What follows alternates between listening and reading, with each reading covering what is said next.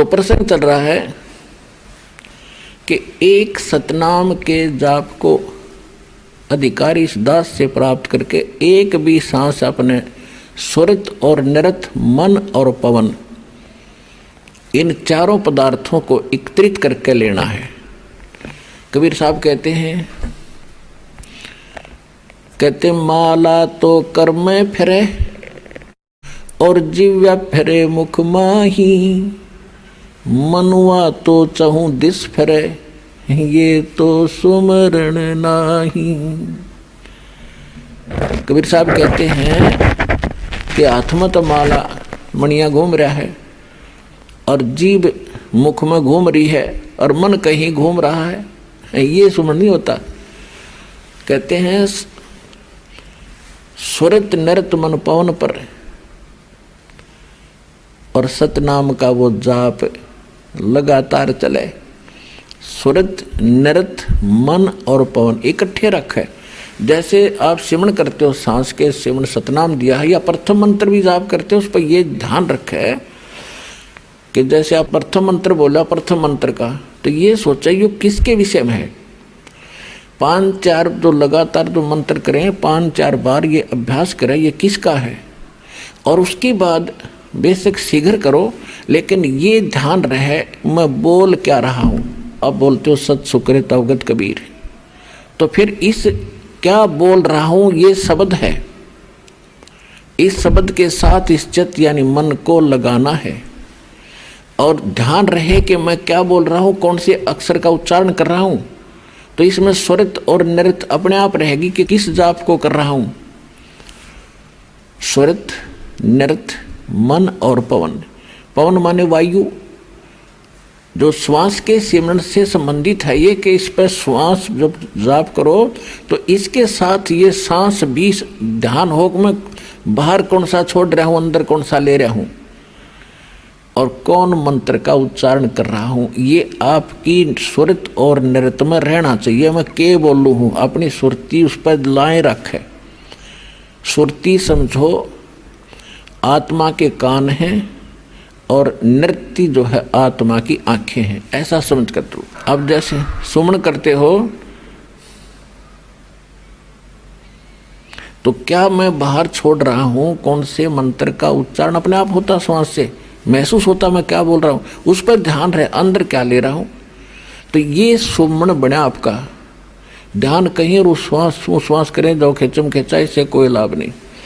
स्वरित नृत्य उस पर लगी रहे, मैं क्या बाहर छोड़ रहा हूँ, क्या अंदर ले रहा हूँ, या प्रथम मंत्र में किस किस जाप को कर रहा हूँ। जब जल्दी करते हो, क्योंकि स्वाभाविक हो जाता है जल्दी करना पड़ता है, तो उसमें ये सोचो मैं बोल के रहा हूँ। पहले तो ये पता हो कि किस किस का जाप है।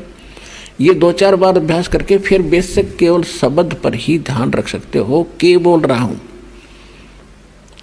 कौन सा मंत्र बोल रहा हूँ, हरियम बोल रहा हूँ, किलियम बोल रहा हूँ, उस पर ध्यान रहे। तो उस पर जरूर रहना चाहिए, वो नहीं माड़ा फेरे जाओ। तो ऐसे ही सतनाम पर बात चल रही है कि सतनाम पालड़े, तराजू के एक पलड़े में ऐसे किया हुआ श्वास उश्वास स्वरित नृत्य और मन और श्वास के साथ किया हुआ एक श्वास के सिमरण की ओनली एक मंत्र, सांस बाहर छोड़ा और अंदर ले लिया, पूरा हो गया एक मंत्र। इस एक मंत्र के जाप को तराजू के एक पालड़े में रख दो, उसकी कीमत, और दूसरे पलड़े में 14 लोक, विष्णु का लोक, शिव का लोक और ब्रह्मा जी का लोक, धर्मराज का लोक, नीचे के यताल पताल उतल सारे, और ऊपर के गोलोक और दुर्गा का लोक, ब्रह्मलोक, सपतपुरी, स्वर्ग और नरक। स्वर्ग नरक ये अलग 3 लोक न्यारे हैं। ये स्वर्ग पृथ्वी और पाताल ये लोक अलग हैं 3, इनसे हटकर हैं। तो क्या बताया है कि ये 14 लोक उस महास्वर्ग तक दूसरे पालड़े में रखते सतनाम के श्वास के से तोलने के लिए, और 3 लोक ये पृथ्वी पाताल और स्वर्ग लोक ये तो पासंग रखे। पासंग क्या होती है आजकल के एजुकेटेड बच्चों को पता नहीं, क्योंकि ये ज्ञान गूढ़ रहस्य है और अपनी लोकल लैंग्वेज में ये एक सूक्ष्म वेद है। तो दास का जन्म ऐसे समय में दिया दाता ने, दास ने दोनों जमानों की लैंग्वेज का ज्ञान हुआ, जिस कारण से इन गूढ़ रहस्यों को आज समझ सका। और इस ग्रंथ को, गरीबदास साहिब जी के ग्रंथ को आज के बालक पढ़ के देख लो, इन्हों का डरते इसमें पता नहीं क्या लिख रखा है, क्योंकि वो भाषा उन्होंने अपने उस समय की भाषा में लिखा। तो उसमें क्या लिखा है, पासिंग किसे कहते हैं। जैसे हमारे यहाँ दास का जन्म किसान परिवार में हुआ, तो हमारे घर पर ये व्यापारी लोग आते थे, कोई चने तो ले जाता था, कोई बाजरा, कोई गेहूँ। तो वो क्या करते थे, जब तोलते समय हमारे पिताजी कहते थे कि भाई लाला जी अपनी तराजू चेक करा पहले।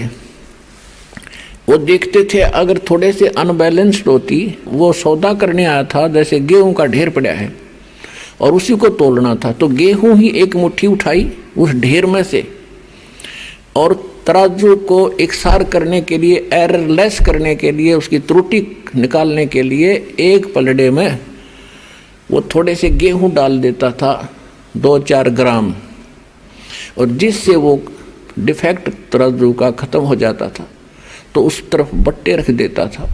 और फिर उसके बाद वो सौदा कणक का तो घनौट था, वो पासिंग का तो कोई सौदे में अकाउंट है नहीं उस पासिंग का, तो जो रखे थे इतने गेहूं, तो ये पासिंग समझो। तो अब क्या बताते हैं गरीबदास जी, सतनाम पालड़े रंग होरी हो। सतनाम के 2 अक्षर हैं, वो तो स्पष्ट लिखा है वाणी में। सतनाम तो दास इसलिए बोल रहा है, इसको थोड़ा सा सार्वजनिक कम कर रहा हूं अभी, वैसे कर तो दिया तकरीबन। वो 2 अक्षर का नाम है, एक ओम और दूसरा वो तत् सांकेतिक है। कहते ये सतनाम है 2 अक्षर का, ये 2 अक्षर के नाम का जाप सतनाम कहलाता है।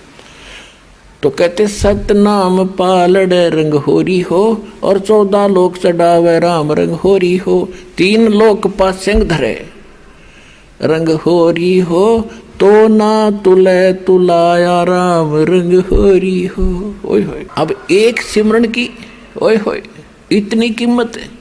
और परमात्मा खुद अपनी वाणी में बोलते हैं, कबीर कहता हूँ कहीं जात हूँ और कहूँ बजा के ढोल, श्वास जो खाली जात है ये 3 लोक का मोल। ये तो जो बिना नाम करे तुम खाली छोड़ रहे हो, ये भी इतना कीमती है, 3 लोक का मोल। और सतनाम के साथ जाप किया जाता, कहते 3 लोक पासेंग धरे रंग हो रही हो, तो ना तुला तुला राम रंग हो रही हो। इसकी इतनी कीमत बन जाती है सतनाम के जाप से।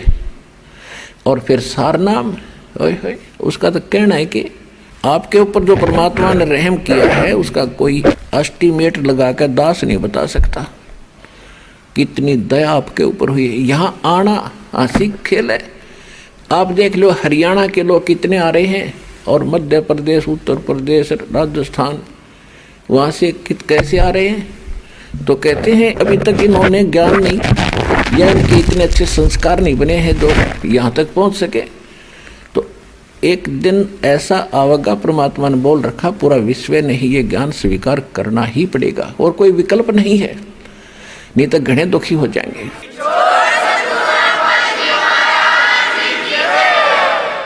तो इस प्रकार गरीबदास जी से कहा कि बेटा तू जा, वापस जाओ आप, और इस नाम का जाप करोगे ना, बहुत जल्दी भक्ति युक्त हो जाओगे।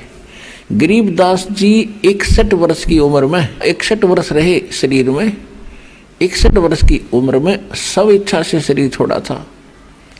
और फिर उसमें तो भगत पीछे पड़ गए, महाराज और रुक जाओ, बहुत और कुछ दिन रहो। 6 महीने का समय दे दिया। 6 महीने के बाद मैं नहीं रहूँगा इस लोक में भाई, मेरा काम पूरा हो गया। तो 6 महीने के बाद सबको पहले सूचित करके बता दिया था, कल मैं शरीर छोड़ूंगा।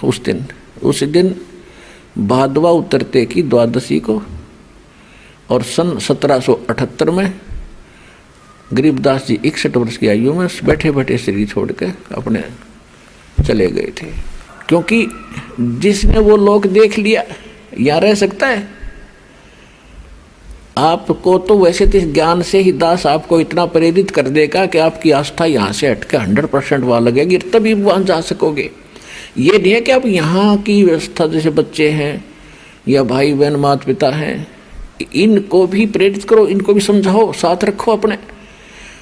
और लास्ट में जब मृत्यु के समय एक ध्यान रखे, किसी भगत की भी मृत्यु होती हो तो उस समय उससे ये नहीं पूछे तेरा कौन याद आव है, किसने बुलावा।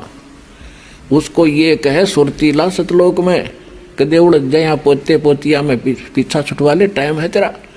तो वो थोड़ी भूल पड़े तो उसका याद दिलानी चाहिए, सुमन कर भगत जी, सुमन ना छोड़िए।